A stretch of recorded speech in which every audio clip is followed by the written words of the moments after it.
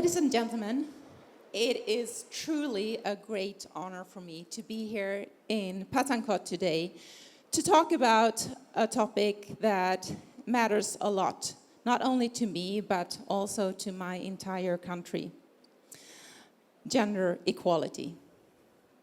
This is a topic that I have worked on in two professional capacities. First, as a public prosecutor specializing in domestic and sexual violence, and then more recently as the Minister for Gender Equality in Sweden. Let's be honest. We live in an unequal world. Men hold more power, boys have more freedom, and women and girls are subjected to more domestic and sexual violence. And these inequalities, they run deep. They grow out of norms and attitudes that have existed since the beginning of humankind. And sometimes that makes gender equality kind of feel like a dream, maybe even a naive one. But here is the truth. Progress is possible. Change is possible. As a Swede, I'm proud to say that my country is often ranked as among the most gender equal in the world. Let's be honest, we are not perfect, far from it, but in some areas we have come far. Today, here in Pathankot, I want to show you how law can actually shift societies. I will share with you 3 legal reforms that have changed lives. And my hope is that these reforms will inspire change beyond Sweden's borders. Well, some people say, is it really possible to legislate away inequality? Because it comes from culture, right? It comes from norms. To me, I say law is actually one of the strongest tools we have to change culture. And I know this not only as a politician, but also as a prosecutor, because I've seen firsthand, I've seen law protect women, and I've also seen law fail women. And this is an experience that have shaped me, and is also actually what drove me into politics. And it did teach me this. Strong laws can shift not only courtrooms, but also people's minds and hearts. So let me take you through 3 key Swedish reforms. First, I will talk about the law on gross violation of a woman's integrity. Second, I will talk about the ban on the purchase of sexual services. And lastly, I will talk about the consent-based rape law. Together, these reforms show how justice can actually ripple through society.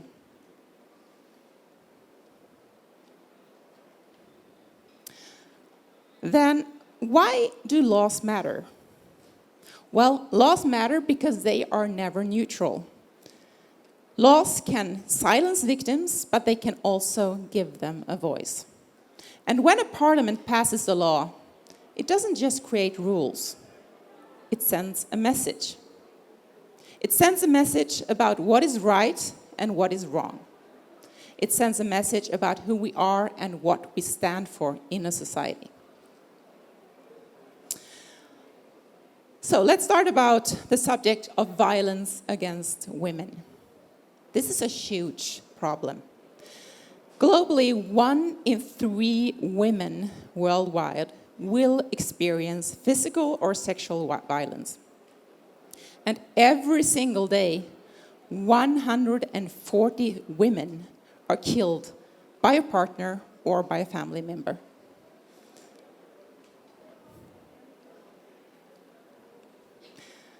Think about that. 140 women every day. For women trapped in abusive relationships, it's not about just the individual assaults. It's about living in fear at home, the place that should be the safest, becomes the most dangerous. In 1998, Sweden said, enough. We introduced a new crime, gross violation of a woman's integrity. And for the first time, the law addressed not just individual incidents, but the pattern of abuse, the ongoing violation of a woman's integrity and dignity. And this is a shift that mattered, because it allowed prosecutors, judges, and society to see the whole picture instead of not just seeing the fragments. In practice, it means that women receive stronger protection and perpetrators face much harder penalties than what they would do if they convicted only for the individual acts of abuse. Let's move on to the next reform, the ban on the purchase of sexual services. This was actually 1 year after the other legislation. Sweden took another bold step. We banned the purchase of sexual services. This law was actually radical at the time. What it did was that it criminalized the buyers, but not the sellers. The debate was heated. Shouldn't people be free to sell sex if they want to? And doesn't this just take away income from the most vulnerable? Well, in theory, maybe, but in reality, the global sex industry has nothing to do with freedom. It's about women being treated as products. It's about trafficking, exploitation, violence. Numerous studies show that among those trafficked for sexual purposes, 99% are women and girls. But yet, the greater part of the profits end up in the pockets of men.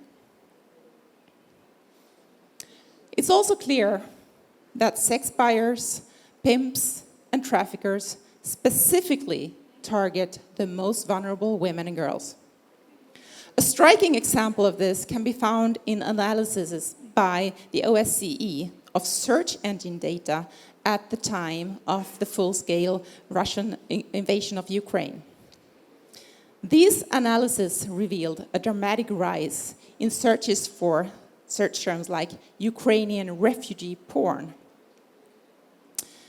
This demand for sexual access to Ukrainian women create enormous incentives for traffickers to recruit these women and profit from their extremely vulnerable situation.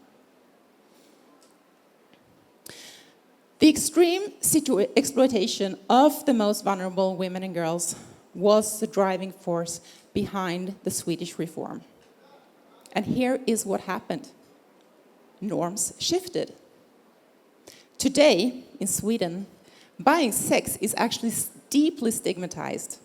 Most Swedes agree that consent, it's not for sale. And the debate that once divided the country, it's gone. And there was another effect with this legislation. The law gave police a powerful tool. By tracking the buyers, they could uncover big trafficking networks. And at the same time, the women, the vulnerable women selling sex, could receive support instead of a punishment. In my own work as a prosecutor, I handled numerous trafficking cases that were uncovered solely because the police had this tool, because the police could target individual acts of sex purchase. And the third reform that I'm going to tell you about today is more recent. It's a consent-based rape law. It's actually quite simple. Sex without consent is rape. No exceptions. No need to prove violence, no need to prove threats. And it goes further. Consent is not valid if someone is too afraid, too intoxicated, or otherwise too vulnerable to choose freely. For me, this was not just a legal breakthrough, it was a moral breakthrough. What it does is that it puts into law what actually should be obvious. That every person has the right to say yes or to say no, freely, clearly, and without pressure. And that principle is at the very heart of equality. With this reform too, norms shifted. And one of the most important effects is that guilt and shame are now placed where they belong, on the perpetrators rather than on the victims. This shows that not only court verdicts, but also that shows not only in the court verdicts, but also in the number of rape cases reported to the police. And statistically, this might surprise you actually, but statistically, Sweden is actually in a very unflattering third place globally when it comes to reported rape cases per capita. So now you're all thinking, how does that fit with what I said in the beginning of this speech, that Sweden is often ranked as one of the most gender-equal countries in the world? Well, to me, these numbers show two things. First, all countries, including Sweden, still have a lot of work to do when it comes to combat sexual violence. Second, a high number of reported rape cases also reflect the courage of women and girls who know that guilt is not theirs and who decide to stand up for their right to control their bodies. These three criminal reforms, they are not just words on paper. These are reforms that have actually changed lives. I have seen women win justice in court because of these reforms. I have seen entire conversations in society shift because of these reforms. Ladies and gentlemen, Sweden's story shows this. Law can be a driver of equality. By criminalizing systematic abuse, by rejecting the idea that women's bodies are commodities, by placing consent at the center of intimacy. And this lesson is not just about Sweden. It's about what any country can do when there is political will and moral clarity. Because gender equality is not just a Swedish project, it's a global one. And here is my final message. Gender equality is not a utopia, it's not a dream, it is a choice. It is a choice that societies can make through their laws and through their actions. Thank you so much.